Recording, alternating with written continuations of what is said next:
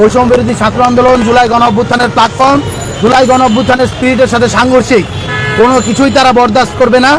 এই জিনিসটা আমরা স্পষ্ট করে বলতে চাই এবং তার জন্যই আজকে আমাদের এই বড় ধরনের সিদ্ধান্ত নিতে হচ্ছে। আইনশৃঙ্খলা বাহিনীকে আমরা আহ্বান করছি, সারা দেশে আজকের এই প্রেস কনফারেন্সের পর থেকে বৈষম্য বিরোধী ছাত্র আন্দোলনের ব্যানারকে ব্যবহার করে যারা যারা কোনো প্রকার অপকর্ম করার চেষ্টা করবে, আমরা এখান থেকে স্পষ্ট জানিয়ে দিতে চাই, আপনারা তাদের বিরুদ্ধে অ্যাকশন নিন।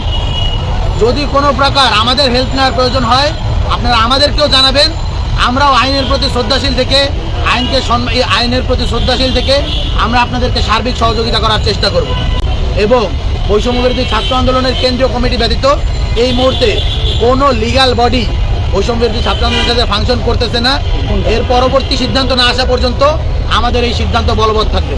থেকে বড় যেই জিনিসটা হলো গিয়ে, মানুষ কী করে, রাজনৈতিক দল বা কোনো প্ল্যাটফর্ম যখন কারো বিরুদ্ধে অভিযোগ আসে, তারা সেই জিনিসটাকে ঘোরায়, তাদেরকে হলো গিয়া তিনটি বুধর ঘাড়ে দেওয়ার চেষ্টা করে, অনেকে অন্যের কাঁধে বন্দুক রেখে খেলার চেষ্টা করে।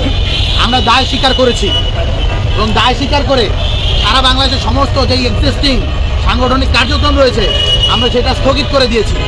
এর থেকে বড় কার্যক্রম মুভমেন্ট বাংলাদেশের ইতিহাসে কোনো প্ল্যাটফর্ম বা সংগঠন করেছে কিনা আমরা জানি না। এত বড় একটা প্ল্যাটফর্ম যাদের সারা বাংলাদেশে ঘোষিত সাংগঠনিক নেতাকর্মীর সংখ্যা 20,000 এবং কর্মীর লিস্ট যদি করি সদস্য সংখ্যা প্রায় 1 লাখের বেশি, এত বড় একটা স্ট্রাকচারকে কেউ এইভাবে তাদের যে অপকর্মের দায়ে কোনো একটি স্বীকার করে প্রাথমিকভাবে তাদের কার্যক্রমকে স্থগিত করে দিয়েছে কিনা বাংলাদেশের ইতিহাসে এটি নজিরবিহীন।